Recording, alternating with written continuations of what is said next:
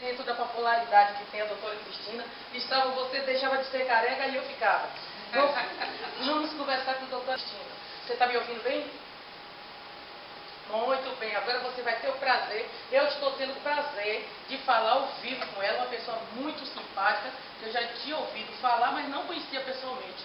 E hoje eu estou tendo o prazer de conhecê-la pessoalmente e vou ter o prazer maior ainda que vou entrevistá-la. Você vai falar com a doutora Cristina. A partir de agora é com você, Wanda. Tá, todo você. Bom dia aos ouvintes da Rádio WD, bom dia a todos. Queria falar da onde, está podendo falar com essa comunidade. Estou aqui à disposição.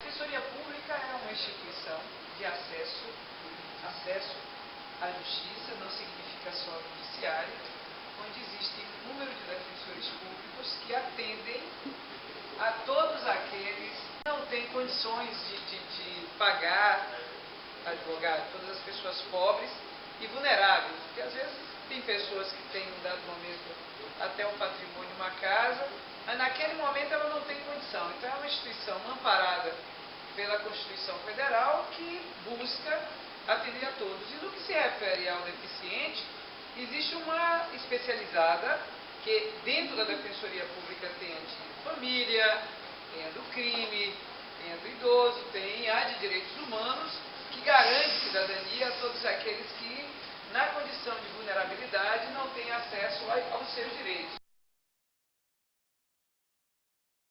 Existe o Ministério Público, que garante, num número maior, eles trabalham muito mais com tutelas coletivas, a Defensoria Pública também trabalha, mas a gente atende de forma mais individualizada. Você chega aqui, quer falar, fala de que houve essa falta de respeito com medicamento, com passe, com acesso, com o direito de ter um transporte onde você possa ter acesso a ele com todas as garantias. Então não é favor, não é delicadeza, não é gentileza, nem da instituição, nem tampouco dos órgãos públicos. É uma obrigação do Estado, e aí eu incluo o município, incluo o Estado e incluo a União. Nós temos hoje 230 defensores públicos, a nossa lei define 584. A nossa lei estabelece que para o Estado da Bahia teríamos que ter 584. Pra você ter uma ideia, aqui em Salvador nós temos só aqui em Salvador quase 200 unidades judiciárias. Imagine se cada defensor tivesse numa unidade judiciária ou extrajudicial, que a gente que é o atendimento individualizado, quando você chega aqui e é atendido, ia ficar carente. A gente não ia ter. Imagine o interior. Eu estou falando em Salvador. Imagine o interior. Então a gente tem que fazer o milagre dos pães, trabalhar com a proposta do Cristo, trabalhar a partilha. Então a gente pega do pouco que tem e não alcança e atende só 25 municípios. Era 31, aí houve uma série de modificações, e essa é uma demanda crescente. A gente fez concurso, nós temos defensores precisando entrar para a defensoria. É uma luta de vocês, no espaço político onde vocês têm acesso ao vereador, ao deputado, de estar falando, nomeiem os defensores. Agora, também exijam que a instituição coloque os defensores nos lugares certos. A ouvidoria, ela tem uma participação efetiva na relação com vocês. Por que ela tem uma participação efetiva? Ela tem uma participação efetiva porque ela faz o contraponto, ela ouve vocês e ela ela é um órgão auxiliar da Defensoria Pública, mas ela tem autonomia. Por que autonomia? Ela não está no cargo, a Tânia, que é a ouvidora, ela não está na atividade porque ela tem que prestar, vamos dizer assim, contas. Ela tem que prestar contas, como se ela não fizesse o que tivesse que fazer, ela pudesse ser exonerada ou sair do emprego. Não.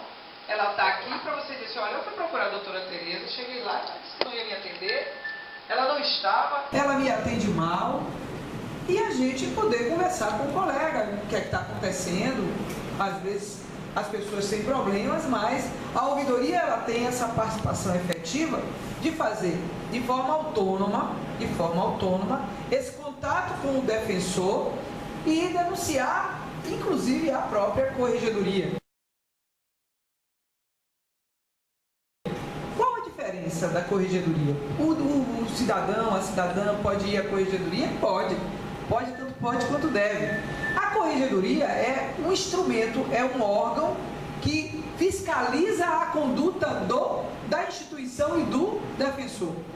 Ela tem a obrigação de discipliná-lo. Ele está faltando, não está cumprindo com a sua obrigação, está errando, então ela vai, através de um procedimento administrativo disciplinar, pautar uma conversa, uma audiência com este defensor para ouvi-lo, dar a ele o direito de defesa, o que é que está acontecendo, e se ele continuar errando, puni-lo. Puni-lo com advertência, puni-lo com remoção, puni-lo inclusive até com a exoneração.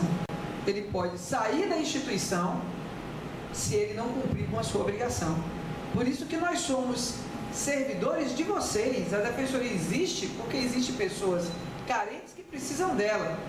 E se a gente não tiver a responsabilidade jurídica, a responsabilidade política de fazer esse trabalho, a gente não está apto a assumir um papel que é um papel tão importante de que é de garantir direitos.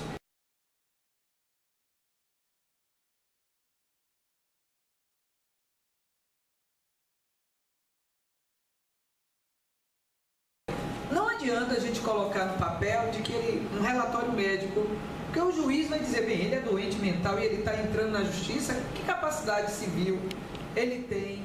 O que é interditar? Interditar significa que aquela pessoa ela não vai ter condição de fazer mais nada sozinha na sua vida civil.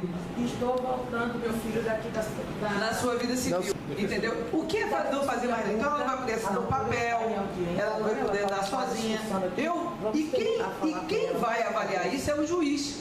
O juiz ele avalia ela vai voltar através de uma solicitação da instituição. Ela vai voltar a falar. Como é o teu nome? O seu Paulo vem aqui com uma deficiência clara. Mas acontece que o jurídico não pode identificar Isso é importante. essa deficiência. O jurídico tem que solicitar ao juiz, nosso pedido, uma análise através do seu perito, o perito que ele confia, de que aquela pessoa realmente ela está impossibilitada de gerir a sua vida, de andar sozinho, de ir no médico pegar o seu remédio só. E aí, quando essa pessoa é interditada, demora, é chato, a gente inclusive no pedido pede uma tutela antecipada, provisória, para no meio do problema, a gente já está dando entrada no pedido de passe, porque o juiz já dá logo, manda fazer a perícia, já dá logo, é o tempo que termina o processo, porque o processo tem que ouvi-lo, depois tem que ouvir se tiver testemunha, e aí o juiz avalia com base no relatório médico do médico da sua confiança, dá um termo de curatela, nomeando aquela pessoa que requereu, no caso dele a mãe dele, para que ela possa, a partir daí, acompanhado com este documento, ela, como curadora, vai pedir tudo aquilo que ele precisar, porque ele vai dizer, de fato, ele foi interditado e ele passará até, a depender da situação financeira da família, a receber o LOAS. Interditado, ele vai no INSS e vai receber o benefício de um salário mínimo que vai ajudar ele a pagar as suas mínimas necessidades.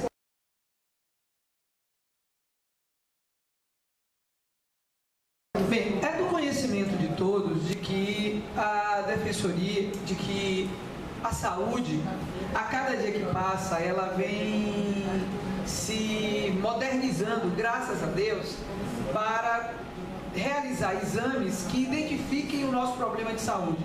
Está com uma dor na cabeça, você tem uma dor no braço, você tem uma dor na coluna, você tem uma dor em algum lugar, ou não tem, ou está passando mal, ou tem uma febre que você não entende porque ela acontece. E a medicina avançou muito. Lamentavelmente, ela avança para aqueles que podem pagar. Quando a Constituição diz que é obrigação ser de graça, porque é direito fundamental.